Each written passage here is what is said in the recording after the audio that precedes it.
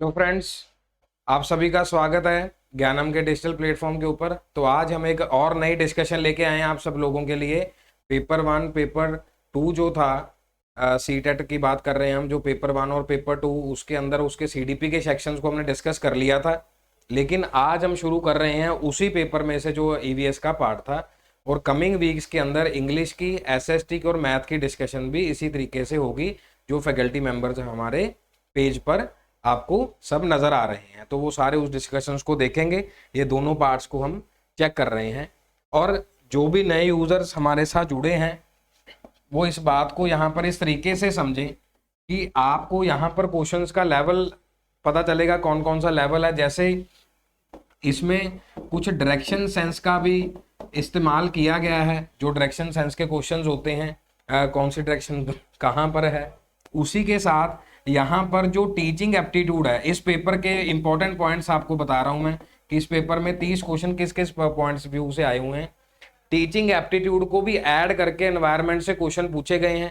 और उसके बाद जो हम एक पॉइंट किया था अलग क्लासेस के अंदर, यूट्यूब सेशन के अंदर, कि एनवायरनमेंट जो स्टडीज है उसकी इंटीग्रेशन क्या है, उसके रिगार्डिंग भी बहुत सारे सवाल पूछे गए हैं। और उसी के साथ जो करंट अफेयर्स वाला पार्ट है, करंट अफेयर्स वाले पार्ट में जैसे कि ये ट्री कहाँ पर है, या कुछ एनिमल्स के बारे में कि उनकी प्रॉपर्टीज़ क्या हैं। और जैसे खिजाड़ी ट्री वाला क्वेश्चन तो रिपीट क्वेश्चन ही है, बहुत बार सीटेट में ये रिपीट हुआ है। खिजाड़ी ट्री जो पंजाब में जिसको जंड बोलते हैं, राजस्थान में, हरियाणा में, तेलंगाना में सब जगह पाया जाता है। और पहले जैसे सारीज के बारे में पहले क्वेश्चन आता था, अभी जो क्वेश्चन 2-3 क्वेश्चन आए हैं मैच ऑफ द फॉलोइंग आए हैं, वो फिश के रिगार्डिंग आए हैं कि ये वाली फिश केरला में कैसे पकाई जाती है, यहाँ जम्मू कश्मीर में कैसे पकाई जाती है, और जो फिश है अदर सर्कल्स में कैसे है, और पंजाब का छोले भटूरे, ऐसे करके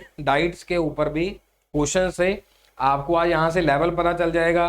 डायरेक्शंस के कुछ क्वेश्चन है, और मैक्सिमम जो क्वेश्चंस हैं ईवीएस को अटैच करके, कई बार हमें लगता है कि एनवायरनमेंट स्टडी के रिगार्डिंग क्वेश्चन होंगे, बट ऐसा नहीं है। एक ट्रैवल के ऊपर क्वेश्चन था, जैसे स्पीड है किलोमीटर पर आवर, उसमें दोनों ही क्वेश्चन दिए हुए थे, उसके रिगार्डिंग था। तो ये पूरा का पूरा क्रक्स है आज की क्लास का, जो आपको आने वाले समय में एनवायरनमेंट स्टडीज में पढ़ना होता है। ईवीएस के अंदर जो आपको चीज़ें स्टडी करनी होती हैं वो इस तरीके से देखनी होती हैं कि आप आगे गलती ना करें किसी एग्जाम के अंदर। डायरेक्शंस अलग से ऐड हुई हैं, टीचिंग एप्टीट्यूड ज़्यादा पूछा गया है, और जैसे सारीज के बारे में है, किसी जगह की फेमस डाइट है उसके बारे में पूछा गया है। और बच्चों के साथ जो सबसे इम्पोर्टेंट पार्ट है, हमारे यूट्यूब चैनल के ऊपर भी ये दिया हुआ है, काफ़ी बार उसको रिपीट भी किया है मैंने सेशंस में। असेसमेंट और इवैल्यूएशन के मैक्सिमम क्वेश्चंस हैं कि कोई टीचर है वो बच्चों को वैल्यूएट कैसे करेगी, वो कोई टीचर है वो बच्चों के असेसमेंट कैसे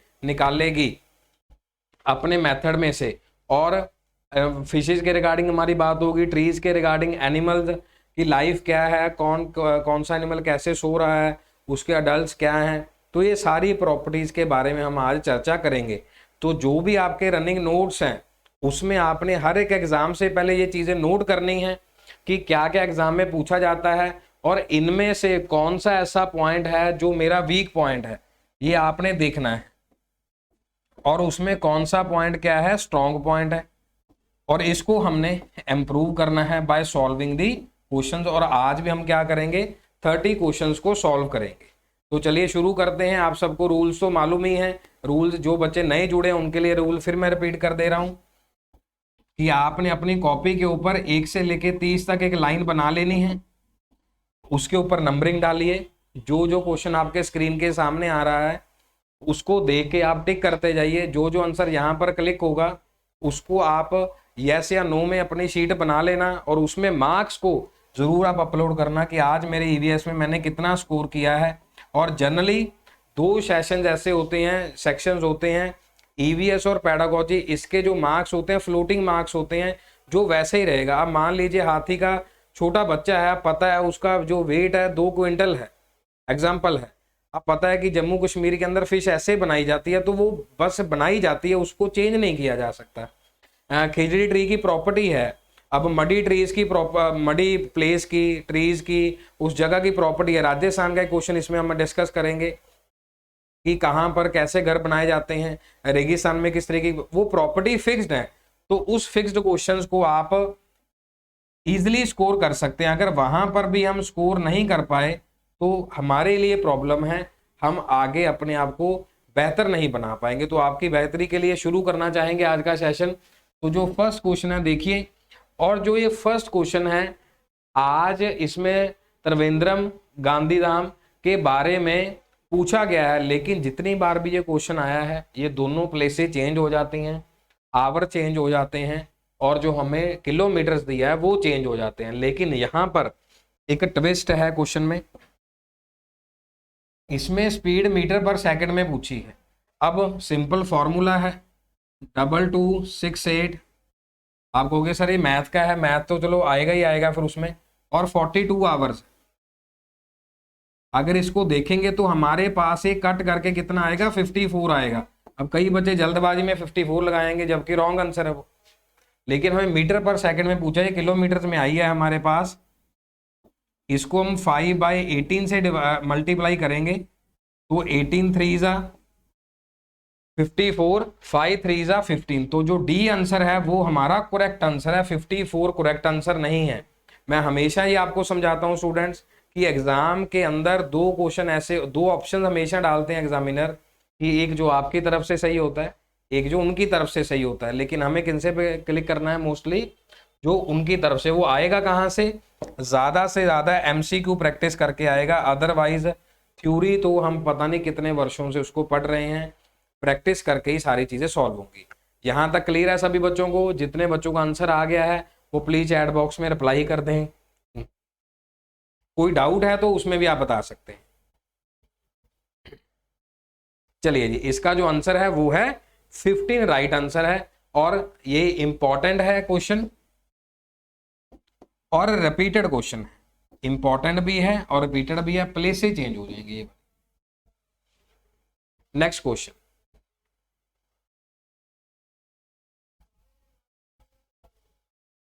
यही बात मैंने आपको बताई थी अभी कि जो हमारी ईवीएस है उसके अंदर डायरेक्शंस के रिगार्डिंग भी क्वेश्चन आता है। नॉर्मली ये मैथ के अंदर और रीजनिंग के अंदर पूछा जाता है सवाल, डायरेक्शन सेंस जैसे उसको कहते हैं। और जब वो इंग्लिश का पेपर आया था उसमें वर्डिंग में गलती थी, मैंने इसीलिए यहाँ करेक्ट नहीं किया। जो हमें पेपर डाउनलोड करके मिला, जो मैंने पिछली बार भी कॉपी आपको दिखाई थी, उसमें सेम वर्डिंग थी। जब एग्जाम हुआ था तो उन्होंने अनाउंस करके बोला था कि ये क्वेश्चन हिंदी में सही दिया हुआ, वहां से देख सकते हैं।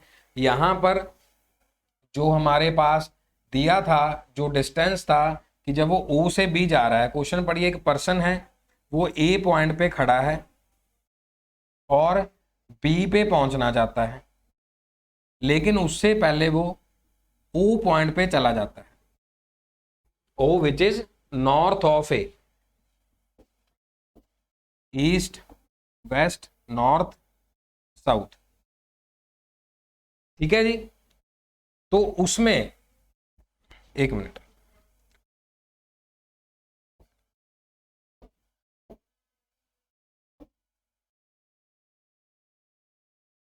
यहां पर वो कहां पर चला जाता है जी, नॉर्थ में चला जाता है, नॉर्थ में, ए से ओ की तरफ नॉर्थ में चला जाता है। लेकिन जो ये डिस्टेंस हमें दिया हुआ है 100 मीटर दिया हुआ है, 120 मीटर दिया हुआ, और उसके बाद यहां जाने से पहले वो यहां से जो डिस्टेंस तय करता है वो कितना है, 50 मीटर का डिस्टेंस है, जो हिंदी के पेपर में दिया हुआ। और हमें सिर्फ इस दूरी का निकालना है, और पाइथागोरस थ्योरम के हिसाब से जो हमारे पास बनता है, हम क्या करते हैं, hypotenuse square base square, base की वैल्यू हमें निकालनी है, और साथ में हमारे पास हाइपोटेन्यूज हमें दिया हुआ है, हाइपोटेन्यूज हमें दिया हुआ है, वेट फॉर सेकंड स्टूडेंट्स, हमें यहां पर उसके उपलक्ष में वैल्यू निकालनी है, और जब ए और बी यहां पर दिया हुआ है। अब इसमें जो ये वैल्यू है हमारे पास, ये 50 है, और ये बेस है मतलब परपेंडिकुलर है, और ये वाली वैल्यू हमें चाहिए। लेकिन हमें हम यहाँ पर देख ही पा रहे हैं, जो 120 का स्क्वायर हो जाएगा वो कितना हो जाएगा 14400, और जो ये हो जाएगा हमारे पास कितना हो जाएगा 50 का स्क्वायर कितना हो जाएगा 2500 हमारे पास हो जाएगा। तो उसके हिसाब से जो हमारे पास वैल्यू आएगी, अगर इसको हम ऐड करेंगे, जो उनका दोनों का डिस्टेंस है जो हमें उसके रिस्पेक्ट में निकालना है, with respect to A into B, वो कितना चल के आया है, तो हमारे पास ये हो जाएगा 16900, और हमारे पास ये वैल्यू उसी हिसाब से जो दी रहेगी वो 13 के हिसाब से हमारे पास आ जाएगी, बिकॉज ये 13 का स्क्वायर होता है, और जो 0 है हमारे पास कितना रहेगा 100 में से 10 करके आ जाएगा। इस तरीके से आप उसको निकाल सकते हैं। तो जरूरी नहीं है कि मैथ का सवाल इसमें नहीं आएगा, मैथ का सवाल भी आ सकता है, तो हमें उस वे में देखना होता है। इंग्लिश में ये सारी वर्डिंग गलत थी, इसीलिए बहुत सारे बच्चों का ये क्वेश्चन गलत हुआ था, और मैंने भी आपको उसी प्रैक्टिस में करके दिखाया ये वाला, कि वहां पर कोई प्रॉपर लाइनिंग नहीं थी, जिस वजह से बच्चों को प्रॉब्लम हुई और बच्चों का वहां पर काफी समय वेस्ट हुआ। अब यहाँ पर क्या है कि आपको मैथ का सम भी आ सकता है, और साथ ही साथ अगर कोई क्वेश्चन आपको ना समझ आए, उसके ऊपर टाइम वेस्ट करने के बजाय आपने कहां पर चले जाना है, उसमें हिंदी वाले ऑप्शन में चले जाना है। यहां तक बात क्लियर होगी सभी बच्चों को? चलिए जी, इसका जो आंसर आएगा 130 आएगा, बी ऑप्शन आएगा। उसके बाद थर्ड क्वेश्चन है हमारे पास, जो स्लॉथ के बारे में पूछा गया है कि कोई ऐसा जानवर है, उसके बारे में हमें सही प्रॉपर्टी बतानी है, जो हमेशा ही पूछा जाएगा, चाहे वो बियर के बारे में पूछ लिया जाए। एलिफेंट का रेपिटेटिव क्वेश्चन है कि कितने घंटे वो सोता है, और चिंपैंजी की तरह लगता है, लेकिन वो मोस्टली क्या है, उसकी जो शेप होती है वो बियर की तरह होती है, और हमेशा वो 17 घंटे की तरह स्लीप लेता है, और जो सोएगा वो अपसाइड डाउन होके एक ट्री से सोएगा, अपसाइड ऑन ए ट्री, यहाँ पर ट्री आएगा। तो ये बेसिक सवाल जो हैं आपने साथ साथ में नजर बना के रखनी, और ये चीजें आपको आनी चाहिए। ये बात क्लियर होगी जी आपको?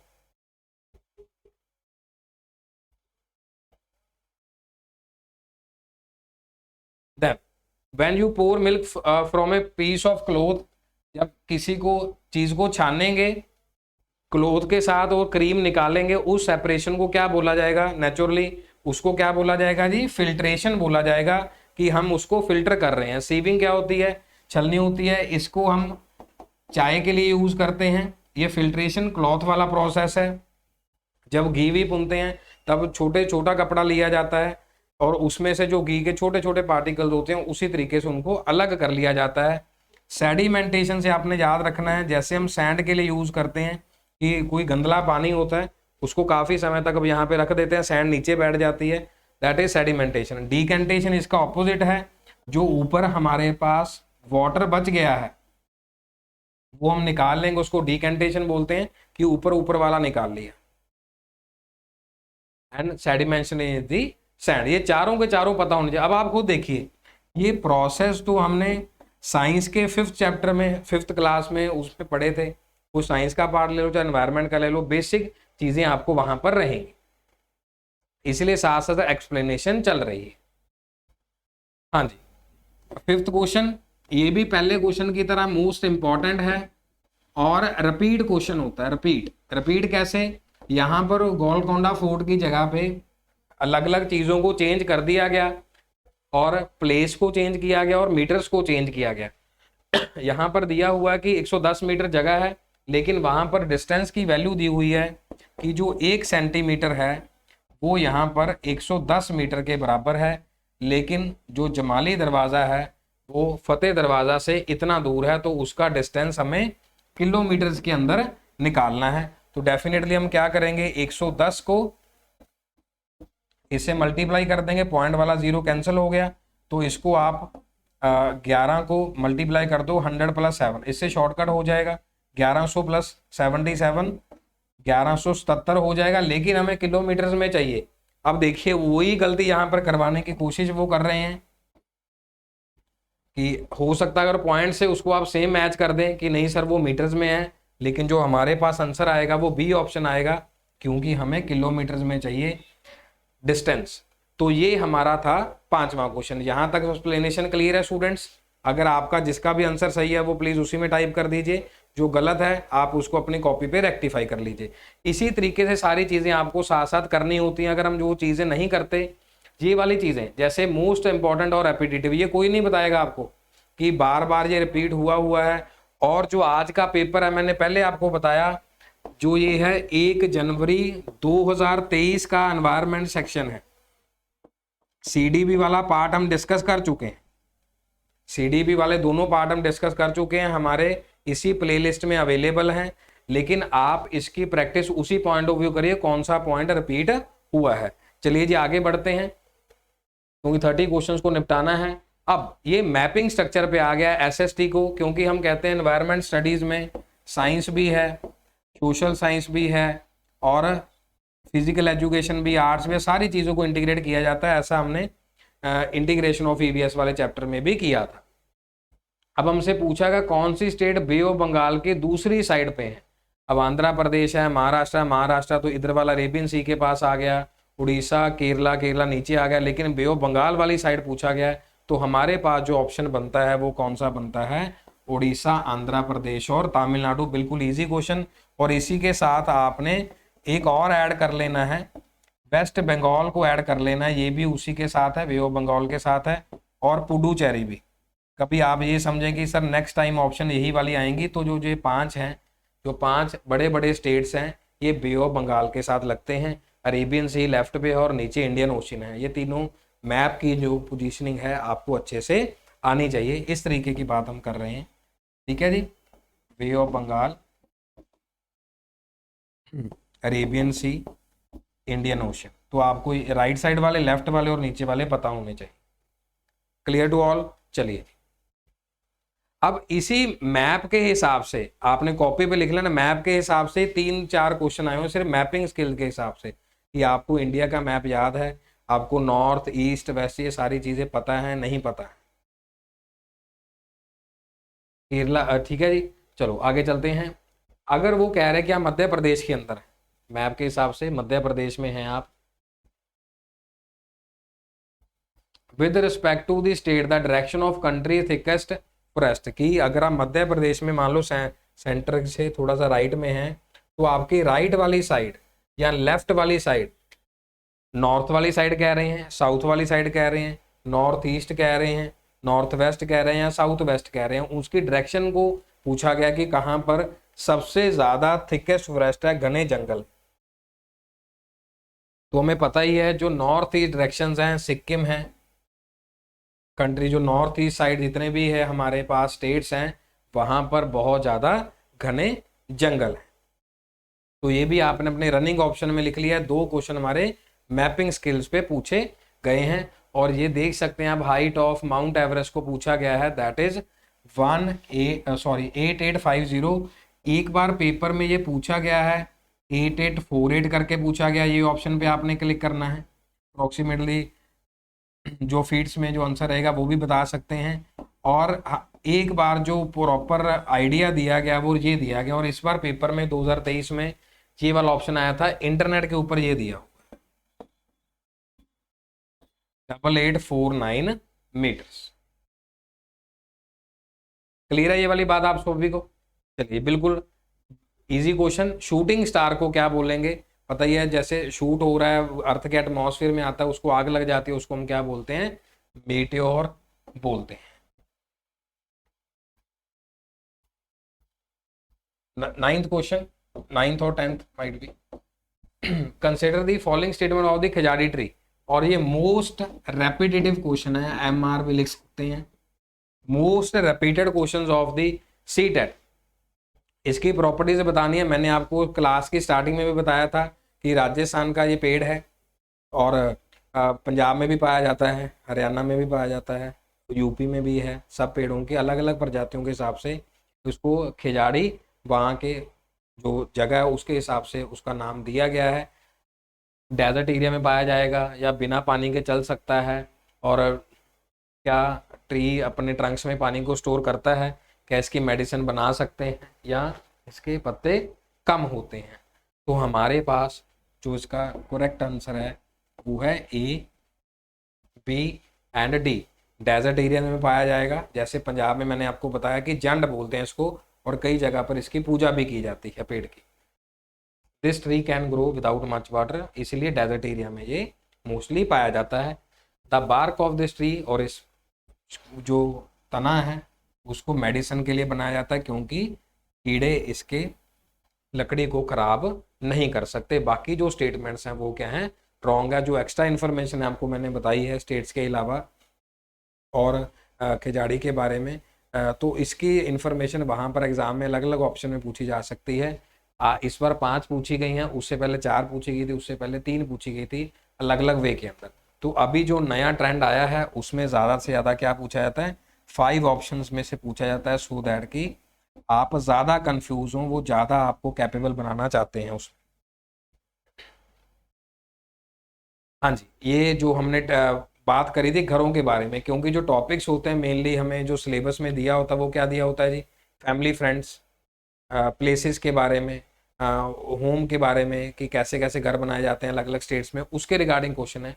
कि मैं किसी जगह से आता हूँ, वहाँ पर रेनफॉल बहुत कम है, बहुत गर्मी है, और हमारे जो घर हैं वो कहाँ किससे बने हुए हैं, कीचड़ से हमने लिपा हुआ उनको, और जो घर की दीवारें हैं बहुत मोटी हैं और उसको मड से बनाया गया है, कीचड़ से पुताई करी गई है, और थ्रोनी बुशेज उसके ऊपर बना रखी गई हैं छत के ऊपर। और जो जो स्टूडेंट होगा किस गांव से बिलोंग करता होगा, राजस्थान से बिलोंग करता होगा मोस्टली। इसमें सेकंड, अगर राजस्थान की जगह कुछ और दिया होता ठंडा इलाका, तो फिर आप उत्तर प्रदेश के गांवों को सिलेक्ट करते, लेकिन आपको राजस्थान करना पड़ेगा, क्योंकि मोस्ट ऑफ द जो घरों का स्टाइल है राजस्थान का ही माना गया है, उत्तर प्रदेश का नहीं माना गया। क्योंकि पिछले बच्चों ने बोला कि अगर सर ये ना आए तो, अगर ऐसा होता है तो फिर हमें गर्मी के हिसाब से वहां जाना पड़ेगा। क्लियर हो गया जी। नेक्स्ट क्वेश्चन, कि मैं उस जगह से बिलोंग करता हूं जहां पर जो लोग ज़्यादा प्रेफर करेंगे, जो मछली है वो मस्टर्ड ऑयल में बनी होनी चाहिए। जैसे अभी आपसे बात हुई थी, मैंने क्लास का जो पूरा क्रक्स था पहले ही बता दिया कि कौन कौन से क्वेश्चंस हैं, कहाँ कहाँ से आए हुए हैं, आप अपना मीनिंग वहाँ से निकाल सकते हैं कि गोवा में बनाई जाती है, केरला में बनाई जाती है, कश्मीर में है या मिजोरम में है। तो जो कश्मीर के लोग हैं वो क्या करते हैं, मस्टर्ड ऑयल में पकी हुई मछली को खाना पसंद करते हैं। इट मीन्स अब हमें क्या करना पड़ेगा कि हमें ये चीज़ों को चेक करना पड़ेगा कि गोवा का फिश स्टाइल क्या है, केरला का क्या है, मतलब फूड्स को बारे में हमें पता होना चाहिए। और यहाँ पर क्या है, क्वेश्चन कराने का मीनिंग क्या है कि लद्दाख में कैसे घर होते हैं, असम में कैसे घर होते हैं, उत्तर प्रदेश में कैसे घर होते हैं। तो खुद की सेल्फ प्रेपरेशन ही होती है। जैसे यूट्यूब में मैंने आपको बताया बहुत सारे अध्यापक बहुत अच्छे और अच्छे से तरीके से पढ़ा रहे हैं, अपने अपने स्टाइल से पढ़ा रहे हैं, सारे ही बहुत अच्छे हैं। साथ में आपने अपना पॉजिटिव पॉइंट क्या लेना है, जहां जहां से भी आप स्टडी कर रहे हैं, स्टडी करने के साथ साथ मोस्टली बच्चों सीटेट में नहीं सिलेक्ट होने का रीजन यही होता है बच्चे कि अपने आप स्टडी नहीं कर पाते, बस जो यूट्यूब पे कर लिया जाए, जो किसी ऐप पे कर लिया, किसी किताब से पढ़ लिया, ठीक है, लेकिन अपने एफर्ट्स नहीं डालते। मैं आपको अपने एफर्ट्स डालने के लिए यहाँ पर बोलता हूँ, बिकॉज हम उसी फॉर्मूले पे काम करते हैं, my efforts is equal to your efforts into. ये आप साथ साथ में कितना करेंगे, अगर यहाँ पर ही जीरो डाल देंगे तो मेरा एफर्ट तो अपने आप ही जीरो बन जाएगा। यहाँ पर आपका कुछ ना कुछ वैल्यू होना चाहिए। मस्टर्ड ऑयल वाला क्लियर है। चलिए आगे चलते हैं एलिफेंट की प्रॉपर्टीज के बारे में। जैसे मैंने आपको बताया खिजाड़ी वाला क्वेश्चन रेपिटेटिव है, वैसे ही एलिफेंट का क्वेश्चन भी रिपीटेड है। कि अडल्ट जो है वो 2 क्विंटल खाना खा जाता है, हरे पत्ते खा जाता है, और उसका वेट है बहुत ज़्यादा हो जाता है, तो फिर वो सोना पसंद करता है, लेकिन जो उसकी स्लीप है 9 से 10 घंटे है। लेकिन ऐसा नहीं है, जो करेक्ट आंसर है वो क्या है, 3 मंथ का जो ओल्ड बेबी होता है उसका जो वेट होगा 2 क्विंटल होगा, 200 kg होगा। और कई बार बुक्स और इंटरनेट पे 220 भी लिखा हुआ है। जो उनकी स्लीप है अप्रोक्सीमेटली 3 से लेके 4 घंटे, 2 से 4 घंटे की स्लीप होती है। और इनको पानी से खेलने में ज़्यादा मज़ा आता है, बिकॉज अपनी स्किन को वो ज़्यादा समय तक कूल डाउन कर सकते हैं। और जो उसकी नोज़ है वही उनको बताती है कि पानी कहाँ पे है। नोज़ का सबसे ज़्यादा वो इस्तेमाल करते हैं जो हाथी होते हैं। और लार्जेस्ट मैमल्स के अंदर इनकी काउंटिंग होती है धरती के ऊपर। लार्जेस्ट मैमल स्तनधारी जो अपने बच्चों को दूध पिलाते हैं। नेक्स्ट क्वेश्चन, अब ये जो क्वेश्चन है हमारा, चाहे वो साइंस का पार्ट ले लो, किसी का भी पार्ट ले लो, बायोडिग्रेडेबल। अब मैं साइंस, नॉन बायोडिग्रेडेबल, अब मैं साइंस ये क्यों कह रहा हूँ, साइंस का कह लो या अलग सब्जेक्ट में कह लो, नॉर्मली ये एसएसटी में तो नहीं पढ़ेंगे, उसके अलग अलग प्रोटोकॉल्स में आप स्टडी करेंगे। तो इसीलिए पेपर 1 जो स्टडी करते हैं उनके लिए सारी चीज़ें ज़रूरी होती हैं। कई बार कई कहते हैं नहीं सर हमारे पेपर में तो साइंस आएगी नहीं, तो ये जो टॉपिक है वो बायोडिग्रेडेबल, नॉन बायोडिग्रेडेबल साइंस का पार्ट है। तो आपको सारी चीज़ों का थोड़ा थोड़ा आइडिया होना चाहिए, फिर ही आप अपने एग्जाम को क्वालिफाई करेंगे। कि पॉलीथीन को कर सकते हैं, तो डेफिनेटली पॉलीथीन को तो नहीं कर सकते, ये वाला ऑप्शन गलत हो गया। बेडशीट, न्यूज़पेपर, प्लास्टिक को नहीं कर सकते। Leather bag, wooden table, plastic work को नहीं कर सकते। इट मीन्स आयरन नेल्स हमारे पास बचा है, ग्लास बॉटल है, जैसे लोहे को कर सकते हैं, ग्लास बॉटल है, स्टील मग है और कार्डबोर्ड बॉक्स है। तो हमारा जो सी आंसर है वो क्या है, करेक्ट है। इतना इजी तरीके से ऑप्शंस और इजी क्वेश्चंस थे, इस वजह से बहुत सारे बच्चों ने मोर देन 100 भी स्कोर किया है जी। ये वाला एक ऑप्शन था जो मैच ऑफ द फॉलोइंग था, जो मैंने आपको बताया कि जो फिश है उसको कहाँ पर, अभी हम यहाँ पर करके आए हैं कि कहाँ पर मस्टर्ड ऑयल में कुक करी जाते हैं, वही सेम क्वेश्चन यहाँ पर देखो आ गया मैच ऑफ द फॉलोइंग के अंदर। तो यहाँ पर तो अभी हमने किया कश्मीर किया, और जो छोले भटूरे हैं चलो पंजाब लगा दो, इतना आइडिया होगा आपको। उसके बाद जो कोकोनट ऑयल के साथ है उसका गोवा आएगा, और जो बॉयल्ड टैपियोका है, बॉयल्ड टैपियोका, ठीक है, कसावा प्लांट से ये बना होता है, वाइट वाइट छोटा छोटा, और ये केरला उनका है, क्या कहते हैं, गोवा केरला, नहीं ये कश्मीर था, ये केरला का है जी, क्योंकि ये कश्मीर वाला था मस्टर्ड ऑयल वाला, ही फॉरगॉट। ये केरला का है जो बॉयल्ड टैपियोका वो कड़ी बनाते हैं कोकोनट के साथ। तो इट मीन जो एक्स्ट्रा ऑप्शन दिया हुआ था ये वाला हमें गलत दिया हुआ था। जो इसका राइट आंसर है वो ये डी वाला ऑप्शन है, आपको जो पीडीएफ में मिल जाएगा। ये थोड़ा टीम से नीचे चला गया डी वाला ऑप्शन, जैसे फर्स्ट का हमने ई लगाया है, पंजाब लगाया है, बिल्कुल ठीक है जी। सेकंड का बी लगाया है, केरला लगाया है, और थर्ड का डी लगाया है, कश्मीर लगाया है, और फोर्थ का गोवा लगाया है। जो अब ये फूड वाला पार्ट देखो, 2 नंबर तो हमारे वैसे ही पिछले वाले क्वेश्चन से ही मैच हो गए, तो इस तरीके से आपको थोड़ा सा एक्टिव रहना है। चलिए अब देखो कुछ क्वेश्चन हो गया, मतलब 15-16 तक हो गए हैं। अब इसमें से क्वेश्चन आप देख सकते हैं, फैमिली है, फ्रेंड्स हैं, प्लेसेस है, ट्रैवल है, डायरेक्शन सेंस है, सारी चीज़ों को हमें देखना होगा। अब यहाँ 15 के बाद जैसे मैंने आपको बताया टीचिंग एप्टीट्यूड का पोर्शन शुरू हो जाता है, असेसमेंट का पोर्शन शुरू हो जाता है कि टीचर कैसे बिहेव करेगा, कैसे वो अपने चीज़ों को देखेगा। अब कोई भी चीज़ पढ़िए उसमें असेसमेंट और एवेल्युएशन को टॉपिक को नहीं भूलना। असेसमेंट और एवेल्युएशन आपको जबरदस्त तरीके से आना चाहिए। कोई भी टॉपिक आपका वीक है स्ट्रॉन्ग है उससे कोई मायने नहीं रखता, लेकिन ये टॉपिक आपका हमेशा स्ट्रॉन्ग रहना चाहिए, असेसमेंट और evaluation. Writing question answer of the chapter on the floating sinking वाला चैप्टर देंगे, अगर बच्चों का कोई असेसमेंट टास्क लेंगे, उनको पूछेंगे कि कुछ डूबने वाला है, कुछ तैरने वाला है, या कुछ फ्लोटिंग सिंकिंग वाली डेफिनेशन एक्सप्लेन करो, या फिर कुछ ऐसे लिस्ट बनाओ जो क्या हो सकते हैं, डूब सकते हैं, या फिर क्या कर सकते हैं, तैर सकते हैं, क्योंकि बच्चों के लिए वो एक आंकलन वाला काम हो जाएगा। मूल्यांकन किसको बोलते हैं, हम इवैल्यूएशन को बोलते हैं। अब आर्ट एंड क्राफ्ट का जो अभी बात हुई थी कि इंटीग्रेशन होना चाहिए, पहले मैंने आपको बताया कि इंटीग्रेशन क्यों किया जाता है आर्ट एंड क्राफ्ट का ईवीएस के अंदर, क्रिएटिविटी के लिए, पीयर लर्निंग के लिए, डिसिप्लिन के लिए, इंक्लूजन के लिए। डेफिनेटली बच्चे कई बार शरारत कर सकते हैं उस एक्टिविटीज के अंदर, लेकिन क्रिएटिविटी तो मोस्ट प्रॉब्लली आएगी। पीयर लर्निंग जो साथ के बच्चों को देखे सीख रहे हैं, इंक्लूजन हम इंक्लूसिव एजुकेशन की बात कर रहे हैं कि सारे बच्चे ही उसमें इन्वॉल्व होंगे, किसी से कोई भी भेदभाव नहीं किया जाएगा। तो इसका जो राइट आंसर है ए बी डी है। आप साथ साथ में रिप्लाई करते रहिए, बिकॉज आपको एंड में अपने 30 क्वेश्चन की लिस्ट में से निकालना है कि आपके कितने मार्क्स बने। अगर 20 से कम बनते हैं मीन्स आपको और ज़्यादा मेहनत करने की जरूरत है। अगर 20 से ज़्यादा बनते हैं आपको ये देखना है, 20 ज़्यादा मतलब 22, 25 तक अगर बन रहे हैं, तो अगर कम हुए हैं वो सिली मिस्टेक की वजह से हुए हैं।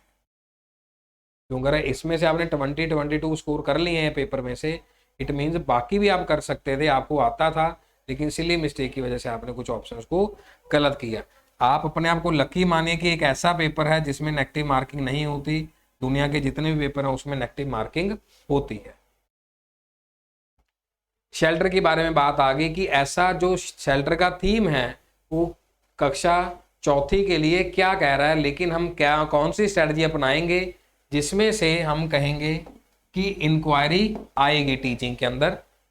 पिक्चर्स को कलेक्ट करने के लिए बोलेंगे, घरों की पिक्चर्स लेके आइए जी, या शेल्टर्स को लेके आइए, या कुछ चीज़ों को नरेट करिए, या फिर कुछ पावर पॉइंट प्रेजेंटेशन बना के लेके आइए। उसके लिए हमारे पास क्या करना पड़ेगा, अलग अलग जगह पर जाएंगे और साइट्स को देखेंगे कि घर कैसे बना हुआ। और यही मैंने आपको होमवर्क दिया है कि आप अपने लिए एक लिस्ट बना ले कि सारे स्टेट्स में घर किस प्रकार बनते हैं। यहां तक क्लियर है सभी बच्चों को? चलिए जी, वेरी गुड। उसके बाद EVS the primary classes is a subject area which integrates, most important question, और हर एक की सभी को इंक्लूड क्यों किया जाता है, क्यों रखा जाता है, क्योंकि अभी जैसे बात हुई concept of issue, science, social studies और एनवायरमेंटल एजुकेशन को साथ में ऐड किया जाता है।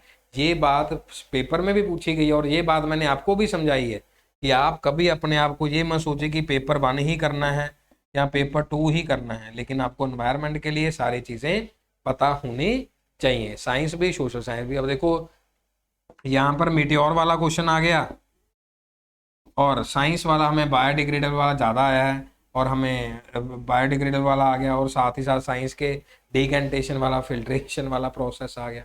तो सारे ही मिलके हमें आया है।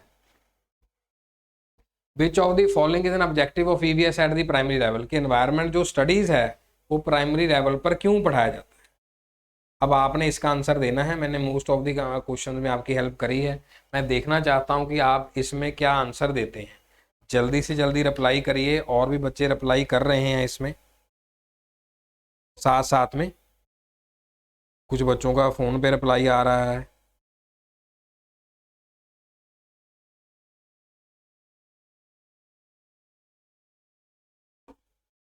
चलिए, अब क्या कहना चाहते हैं कि जो जेंडर डिस्क्रिमिनेशन इश्यूज हैं उसके रिगार्डिंग भी बच्चों को हमें अवगत कराना है। एक टीचर आज का स्टूडेंट कि आप अपने फैमिली मेंबर से कंसल्ट करें और घर जाके देखें रूट, स्टेम और फ्लावर्स कि कौन कौन सा भोजन आप खा रहे हैं। तो आप देखिए साइंस का एड ऑन फिर हो गया। अब ईवीएस जब आप पढ़ने जाएंगे आप कहेंगे सर एनवायरनमेंट पढ़ा दो, उसके अंदर साइंस भी पढ़नी पड़ेगी, उसके अंदर एसएसटी भी पढ़नी पड़ेगी, सारी चीज़ें ही आएंगी। ये एक्सपेरिमेंटल लर्निंग है या कुछ कंसेप्ट के बारे में बताना है या कुछ इंजॉयबल या इंटरेस्टिंग बताना है, डेफिनेटली एक एक्सपेरिमेंटल लर्निंग है। तो बच्चे अपने आप को और खुश होकर खाएंगे कि कौन सा फ्लावर हम ले रहे हैं, कौन सा स्टेम ले रहे हैं, और किस में हम रूट्स का इस्तेमाल कर रहे हैं। Very good students. Which of the following strategy of teaching EVS to visually impaired के लिए क्या क्या चीज़ों को इस्तेमाल किया जाएगा क्लास में। पीयर्स की हेल्प से लिया जाएगा, कुछ टास्क दिया जाएगा, या कुछ को बांट दिया जाएगा कि अलग अलग स्टडी करिए। ये तो नेगेटिव ऑप्शन आ गया, ठीक है। ज़्यादा समय नहीं दिया जाएगा, पीयर के साथ मिक्स हो नहीं सकते। टेक्टाइल टीचिंग का प्रोवाइड किया जाएगा, मीन्स उनको चीज़ें दिखाई जाएंगी और फील कर सकते हैं बच्चे, और क्या कर सकते हैं, टच कर सकते हैं, छू कर देख सकते हैं, उन चीज़ों टच कर सकते हैं, फील कर सकते हैं और उसको देख सकते हैं। क्योंकि विजुअल इम्पेयर्ड की बात करी है, इसमें क्या स्ट्रेटजी अपनाई जाएगी जब वो बच्चे किसी भी एनवायरमेंटल स्टडीज़ की क्लास में जाएंगे या कुछ एक्टिविटीज़ कर रहे होंगे। छूकर देखने वाली चीज़ों को हम क्या बोलते हैं, टेक्टाइल टीचिंग बोलते हैं।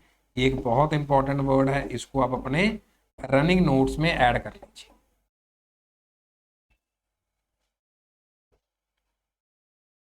Next question, which of the following stage या अप्रोप्रिएट स्टेज है जहां से स्टूडेंट का पता चलेगा जब हम उसको पढ़ा रहे। एंड में तो डेफिनेटली जब असेसमेंट की बात है एंड में तो नहीं हो पाएगा। इंट्रोडक्शन में हम स्टार्टिंग तो भी कर ही रहे हैं, स्टूडेंट की इच्छा से नहीं कर पाएंगे, लेकिन जब चीज़ें चल रही हैं तब हम, जैसे हम कहते हैं शिक्षा अधिगम जब चल रहा है तब हम क्या कर सकते हैं, आंकलन कर सकते हैं over the course of the teaching and learning process, या फिर क्या कह सकते हैं it's the own going process. अब बच्चे मैं साथ साथ में बीच में रिप्लाई इसीलिए नहीं बोल रहा कि आप रिप्लाई दीजिए, क्योंकि आपको पहले बता दिया गया है कि आप क्वेश्चन रीड करिए, उसमें रिप्लाई कीजिए, लेकिन कुछ बच्चों के लिए मैं खुद एक्सप्लेन कर रहा हूँ कि आप साथ में एक्सप्लेनेशन भी ऐड कर सकते हैं। और हमारी क्लास में जो थीम है पेडागोजी प्रैक्टिसेस में कि क्रॉस टॉक्स नहीं होती और ओवर करंट अफेयर्स की नॉलेज होती है जो आसपास हो रहा है, लेकिन हम क्रॉस टॉक्स नहीं करते क्लास में कभी इधर उधर के बारे में। ठीक है जी। You have to assess your student EVS project and give them quick feedback. Which assessment tool will you choose? कि बच्चों की क्विक फीडबैक लेनी है, कौन सा टूल आप यूज करेंगे। अब पहले सारे जो सवाल थे वो कौन से थे, टीचिंग एप्टीट्यूड वाले। अब आगे जो सवाल आएंगे कि टूल्स कह लो, आप टीचिंग टूल्स कह लो, टेक्निक्स कह लो, या फिर आप ये कह लो कि टीचिंग मटेरियल और एड के अंदर जो टीचिंग मटेरियल और एड है उनका इस्तेमाल कैसे किया जाएगा ईवीएस के अंदर। ऑब्जर्वेशन है, रेटिंग स्केल है, चेकलिस्ट है, क्योंकि साथ साथ में आंकलन भी करना है तो हमें क्या करना पड़ेगा, एक एक चीज़ों को चेकलिस्ट करना पड़ेगा कि कौन सी चीज़ उसने कर ली है और कौन सी चीज़ उसने नहीं करी है। क्लियर है सभी बच्चों को? ये रनिंग नोट्स में लिख लिया कौन कौन से टॉपिक इंपॉर्टेंट है। अगर आते हुए तो ठीक है, नहीं तो फिर हम आगे क्लास इसकी रख लेंगे, वो आप चैट बॉक्स में बता दें। द ऑब्जेक्टिव ऑफ असेसमेंट, कि असेसमेंट का ऑब्जेक्टिव क्या है, वहीं से चल रहे हैं 15 वाले क्वेश्चन से कि एक इंफॉर्मेशन गैदर करनी है अचीवमेंट के लिए। बिल्कुल यहाँ पर ही हमें रुक जाना चाहिए पहला ऑप्शन देख के कि हमें इंफॉर्मेशन गैदर करनी है बच्चों के अचीवमेंट के बारे में, क्योंकि एवेल्युएशन के साथ हम मेजर नहीं कर सकते, कोई मास्टरिंग नहीं डाल सकते। अभी तो आंकलन कर रहे हैं हम, आंकलन करके ये नहीं कह सकते ये बच्चा बहुत इंटेलिजेंट है, ये आगे जाके बहुत कुछ करेगा, ऐसा हम पहले नहीं बोल सकते। और ना ही हम आगे स्टेप्स के ऊपर कुछ बोलेंगे। तो हमारे पास जो करेक्ट आंसर बनता है बच्चे, वो क्या बनता है, स्टूडेंट की अचीवमेंट के बारे में हमें जो इन्फॉर्मेशन गैदर करनी है, जो ऑब्जेक्टिव होता है। आंकलन की बात करें क्योंकि बाकी सारे पॉइंट मूल्यांकन के साथ थे, इसीलिए हमने उसको क्रॉस किया। नेशनल एजुकेशन पॉलिसी का सवाल ईवीएस में पूछा गया, एक सवाल सीडीपी पेपर 2 में था, पेपर 1 में नहीं था। 1 जनवरी 2023 का, as I am the CDP instructor over here, तो 1 जनवरी का पेपर 1 भी हमने डिस्कस कर लिया सीडीपी का, पेपर 2 में जो सीडीपी थी वो भी डिस्कस कर ली, और इसमें पेपर के अंदर जो ईवीएस था वो आज हम डिस्कस कर रहे हैं। उसके बाद वाले जो फैकल्टीज होंगे जो हमारी टीम में हैं वो आगे के सेक्शंस को डिस्कस करेंगे उसी डेट के, जैसे कि इंग्लिश है, जैसे कि एसएसटी है और मैथ।